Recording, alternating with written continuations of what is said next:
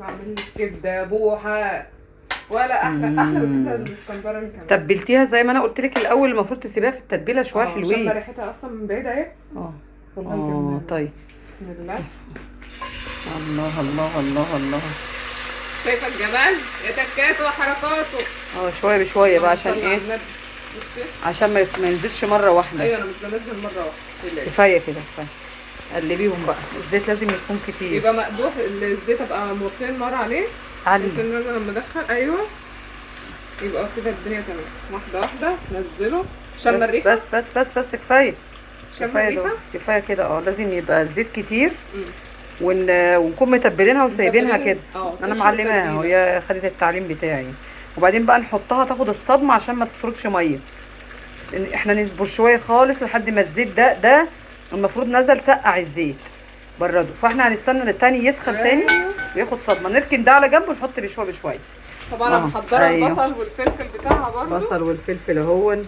وطبعا السر في التتبيله دي بتبقى رهيبه. ايوه بنعلي عليها بقى وتسيبيها شويه، ما تقلبهاش، سيبيها زي ما هي عشان بس ايه تبقى واخده من كل الجمال. هتبقى تحفه. لان الزيت لما يغلي بقى جامد ونسخن جامد نركن في جنبه ونحط تاني. السر ان هي ما بيبقاش فيها ميه وبتبقى كلها سمنه ودهون كده عند الناس بره، عند اللي بيبيعوا والبياعين بره. هي دي السر نجاح الكبده يا جماعه، اسرار نجاح الكبده التركايه. بصوا يا جماعه بقى، طبعا لما بنسيب شويه بشويه كده زي ما انتم شايفين، التركايه دي مهمه قوي لو عايزين تعملوا كبده بقى ناجحه كده. دي زيت اهوت وسمنه، ده ملوش علاقه خالص. وطبعا الليه مهمه جدا. شايفين لما بتتحمر تبدا تاخد كده نركنها على جنب. هاتي حطي بقى. لا مره واحده. لا احنا بناخد شويه بشويه. انا بقول لك عشان الزيت بس. ايوه بناخد شويه بشويه. لما بيسخن كده بنحطش بس نحطهم في دول كده ونقلب بقى، نسيبها كده هي تاخد الصدمه بقى في الزيت السخن ده، ماشي، عشان تبقى جميله. وبعد ما بنقلبها كلها بنحط بقى البصل. ده طبعا ممكن تبقى كده اسكندراني لوحدها بالخلطه بتاعت الكبده بتاعت التتبيله. انما لو احنا عايزين بقى نكترها عشان احنا اسره، هنحط بقى البصل والفلفل ده. ولكن هي كده تحفه جدا جدا. اللي عايز بقى ياكلها بالزبده بس او بالزيت بس، لان فيها ليه وزيت وحاجات زي كده. عايز ياكلها كده مدهنه تمام، بتبقى رهيبه بالخلطه بقى التوميه والحاجات اللي احنا حاطينها.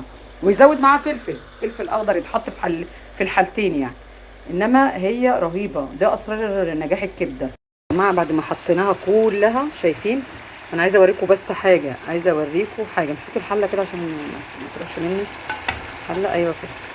شايفين دي سمنه كده، دي الزيت والليه بقى بتاعتها اهي كده. هي يعني ما سردتش منها فيها حاجه. ليه؟ عشان بنحط شويه بشويه زي ما انتم شايفين. المسام اتسدت وبقت جميله. شايفين المنظر الرائع ده؟ حط لنا بقى البصل والحاجه. يلا حطي. ايوه قلبي بالراحه بقى كده. ايوه ده بقى هناخد يعني ايه، هنغطي عليها، نقلب ده ونغطي عليها بقى تاخد تشويحه. شايفين مفيش ميه خالص كده بقى بالزبده بتاعتها بالليه. شوح الكبده. وفي اغنيه اسمها شوح اهي دي فعلا. شوح الكبده فعلا. روق الزيت. ايوه والف هنا والف شفا. تركايه جامده جدا، خدوا بالكم منها. ان التتبيله موجوده عندي على قناتي على اليوتيوب، تتبيله الكبده الرهيبه. بتبلها واسيبها قبلها بساعتين 3. ممكن تتبلوها من بالليل. تقومي بقى تحطي البصل والفلفل عليها. عايزاها من غير بصل وفلفل بس، نفس الطريقه دي بس. وعشان ما تسردش معاكم ميه وتبقى فظيعه زي بتاعت بره، زي ما قلت لكم كده، لازم الزيت يبقى غزير ويسخن جامد. ونحط شويه بشويه. الف هنا والف شفا.